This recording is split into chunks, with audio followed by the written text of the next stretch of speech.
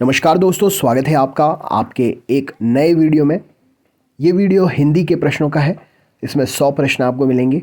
मैं अजीत पांडे आपका स्वागत करता हूं इस नए वीडियो में, खासकर उन लोगों के लिए जो एग्ज़ाम की तैयारी कर रहे हैं और हिंदी में कंफ्यूज हैं कि क्या पढ़ें क्या ना पढ़ें। तो ये 100 प्रश्न हैं हिंदी के जो कि मोस्ट रिपीटेड हैं। अगर आपने इनको पढ़ लिया तो हिंदी से रिलेटेड कोई भी क्वेश्चंस आपके जो है गलत नहीं होंगे, क्योंकि चुनिंदा प्रश्न हैं और यही प्रश्न बार बार रिपीट पर पूछे जाते हैं। इस वीडियो से रिलेटेड पीडीएफ को डाउनलोड करने के लिए आप हमारी एप्लीकेशन को डाउनलोड कर लीजिए। एप्लीकेशन की लिंक मैंने इस वीडियो के डिस्क्रिप्शन बॉक्स में दे दी है। एप्लीकेशन पर आपको हिंदी के अलावा भी अन्य सब्जेक्ट्स की पीडीएफ मिल जाएगी। साथ साथ रोज़ अपडेटेड टेस्ट सीरीज़ भी मिलती है। रोज़ की टेस्ट सीरीज़ लगाकर आप आने वाली परीक्षाओं की तैयारी कर सकते हैं। अपने दोस्तों को भी एप्लीकेशन की लिंक सजेस्ट कर सकते हैं और एप्लीकेशन के थ्रू आप और अच्छी तैयारी कर सकते हैं, रोज़ अपडेटेड टेस्ट सीरीज़ अलग अलग सब्जेक्ट्स की लगाकर। चलिए अभी हम शुरू करते हैं ये वीडियो में आपके लिए जो 100 प्रश्न बताए गए हैं इनको अच्छे से पढ़ लीजिए। यकीन मानिए इनसे बाहर हिंदी आपकी कहीं नहीं जाएगी और ये हर एग्ज़ाम के लिए है। चलिए शुरू करते हैं।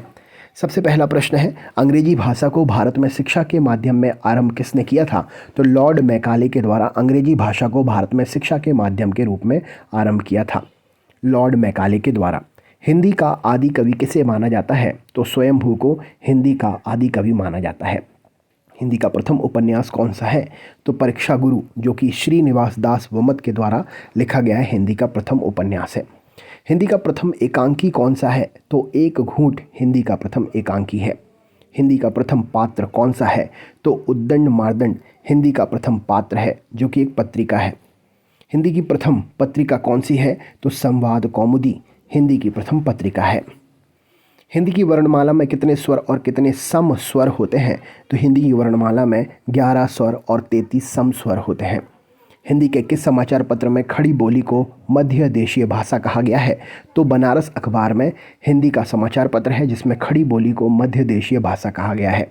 हिंदी के प्रथम कवि कौन हैं? तो सिद्ध सरहपा 9वीं शताब्दी के प्रसिद्ध कवि हिंदी के प्रसिद्ध कवि हैं। हिंदी के प्रथम गद्यकार कौन हैं? तो लल्लू लाल जी हिंदी के प्रसिद्ध गद्यकार हैं, जो कि प्रथम गद्यकार माने जाते हैं। हिंदी के सर्वप्रथम गीत लेखक कौन हैं? तो विद्यापति हिंदी के सर्वप्रथम गीत लेखक हैं। हिंदी के सर्वप्रथम दैनिक समाचार पत्र कौन सा है? तो सुधा वर्षण हिंदी का प्रथम दैनिक समाचार पत्र है। हिंदी के सर्वप्रथम प्रकाशित पत्र का नाम क्या था? तो उद्दंड मार्दंड। जैसा कि अभी हमने थोड़ी देर पढ़ा एक क्वेश्चन उद्दंड मार्दंड के बारे में, तो हिंदी में सर्वप्रथम प्रकाशित पत्र है दंड मार्दंड। अजंता की गुफा किस धर्म से संबंधित है? तो बौद्ध धर्म से संबंधित है। अटल बिहारी वाजपेयी हिंदी विश्वविद्यालय कहाँ पर है? तो भोपाल मध्य प्रदेश में अटल बिहारी वाजपेयी हिंदी विश्वविद्यालय स्थित है। अतीत के चलचित्र की रचयिता कौन है? तो महादेवी वर्मा जी अतीत के चलचित्र की रचयिता हैं। अपभ्रंश का वाल्मीकि किसे कहा जाता है? तो स्वयंभू को अपभ्रंश का वाल्मीकि कहा जाता है। अपभ्रंश भाषा के प्रथम व्याकरणाचार्य कौन थे? तो हेमचंद्र सेन जी अपभ्रंश भाषा के प्रथम व्याकरणाचार्य थे। अपभ्रंश में कृष्ण काव्य के प्रणेता कौन है? तो पुष्य दंत अपभ्रंश में कृष्ण काव्य के प्रणेता हैं। अबला जीवन हाय तुम्हारी यही कहानी, आंचल में है दूध और आंखों में है पानी, उपयुक्त पंक्तियाँ किस काव्य की हैं? तो यशोधरा की काव्य की हैं उपयुक्त पंक्तियाँ। अभिलेखों का अध्ययन क्या कहलाता है? तो इसे हम एपिग्राफी कहते हैं। अमीय हलाहल मधभरे सेत श्याम रत्नार जियत मरत झुकी झुकी परत जेहि चितवत एक बार। प्रस्तुत पंक्तियाँ किस रचयिता की हैं? तो रसलीन की ये प्रस्तुत पंक्तियाँ हैं। अमीर खुसरो ने किसके विकास में अग्रणी भूमिका निभाई है? तो खड़ी बोली के विकास में इन्होंने अग्रणी भूमिका निभाई है। अमीर खुसरो ने जिस मुकरियों पहेलियों और 2 सुखनों की रचना की है उनकी मुख्य भाषा क्या है? तो वो खड़ी बोली है। उन मुख्य रचना की भाषा जो है खड़ी बोली है। अवधी भाषा के सर्वाधिक लोकप्रिय महाकाव्य का नाम क्या है? तो रामचरितमानस सर्वाधिक लोकप्रिय महाकाव्य है अवधी भाषा का। अशोक के फूल निबंध संग्रह है, इसके रचनाकार कौन है? तो हजारी प्रसाद द्विवेदी अशोक के फूल निबंध संग्रह के रचनाकार हैं। अष्टछाप के सर्वश्रेष्ठ भक्त कवि कौन है? तो अष्टछाप के सर्वश्रेष्ठ भक्त कवि सूरदास जी हैं। आँख की किरकिरी होने का अर्थ क्या है? तो अप्रिय लगना आँख की किरकिरी होने का अर्थ है। आंसू काव्य जो है इसके रचयिता कौन है? तो जयशंकर प्रसाद जी हैं। आंचलिक रचनाएं किससे संबंधित होती हैं? तो क्षेत्र विशेष से आंचलिक रचनाएं संबंधित होती हैं। आचार्य रामचंद्र शुक्ल ने त्रिवेणी में किन 3 महाकवियों की समीक्षाएं प्रस्तुत की हैं? तो सूर, तुलसी और जायसी की महाकवियों की समीक्षाएं प्रस्तुत की हैं। आत्मजयी के रचयिता कौन है? तो कुंवर नारायण आत्मजयी के रचयिता हैं। आत्मनिर्भरता निबंध के रचनाकार कौन है? तो बालकृष्ण भट्ट जी आत्मनिर्भरता निबंध के रचनाकार हैं। आधुनिक मानव के हाल के पूर्वज कौन हैं? तो क्रो मैग्नन मनुष्य आधुनिक मानव के हाल के पूर्वज हैं। आधुनिक युग की मीरा किसे कहा जाता है? तो महादेवी वर्मा जी को आधुनिक युग की मीरा कहा जाता है। आधुनिक युग के चरण कौन है? तो रामधारी सिंह दिनकर आधुनिक युग के चरण है। आंध्र प्रदेश की राजकीय भाषा क्या है? तो तेलुगु आंध्र प्रदेश की राजकीय भाषा है। आसमान पर चढ़ाने का अर्थ क्या है? तो अत्यधिक प्रशंसा कर देना आसमान पर चढ़ाने का अर्थ है। इतिहास शब्द की शुद्ध विशेषण क्या है? तो ऐतिहासिक इतिहास शब्द का शुद्ध विशेषण है। ईदगाह कहानी है, इसके रचनाकार कौन है? तो प्रेमचंद ईदगाह कहानी के रचनाकार हैं। उर्दू किस भाषा का शब्द है? तो तुर्की भाषा का शब्द है। एक नार पिया को भानी तन वाको सगरा ज्यो पानी, यह पंक्ति किस भाषा की है? तो ब्रज भाषा की यह पंक्ति है। एक भारतीय आत्मा किसे कहा जाता है? तो माखनलाल चतुर्वेदी जी को कहा जाता है। औष्ट्रिक भाषा समूह की भाषाओं को बोलने वालों को क्या कहते हैं? तो इन्हें किरात कहा जाता है। कटकटान कपिकुंजर भारी दुह भुजभंज दमाकी महिमारी डोलत धरनी सभापद खसे चले भाजी भय मारुत ग्रसे।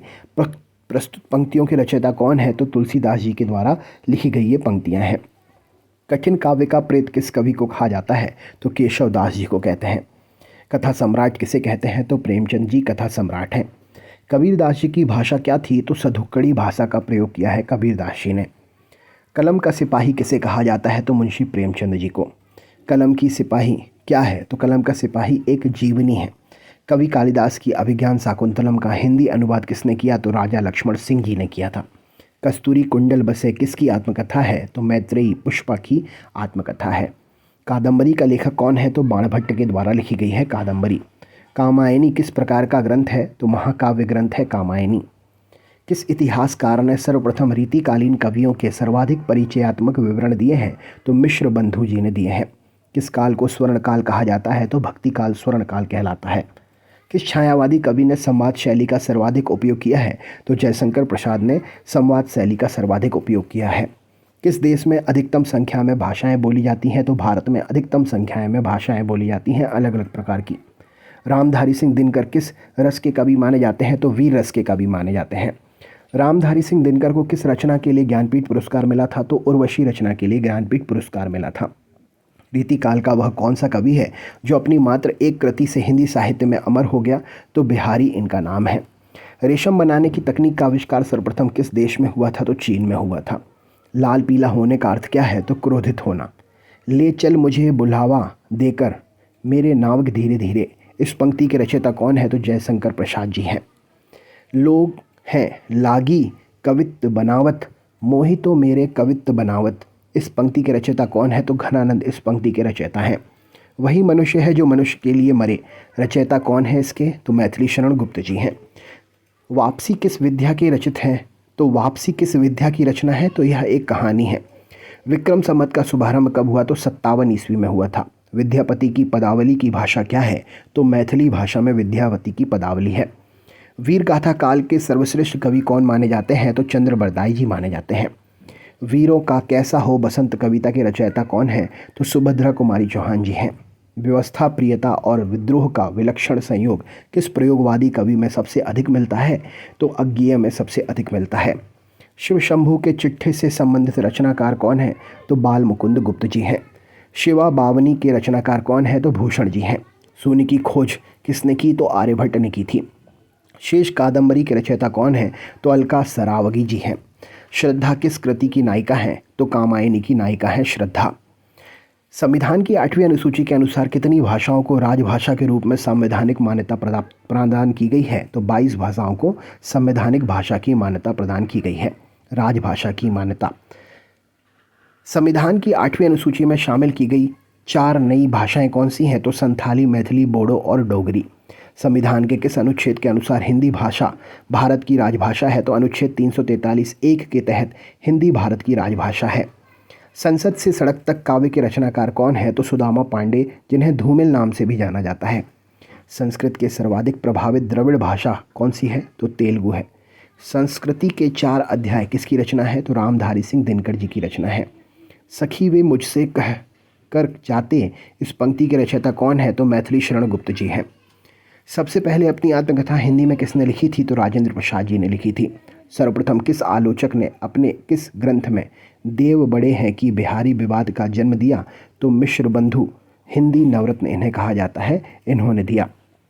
सर्वप्रथम किस विदेशी यात्री ने भारत की यात्रा की? तो फाहियान ने यात्रा की थी। फाहियान किस देश का था? कमेंट बॉक्स में कमेंट करके बताइए।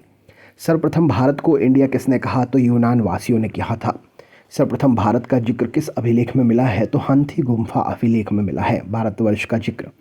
साँच बराबर तप नहीं, झूठ बराबर पाप किस पंक्ति के रचयिता हैं? तो कबीर की ये पंक्तियां हैं।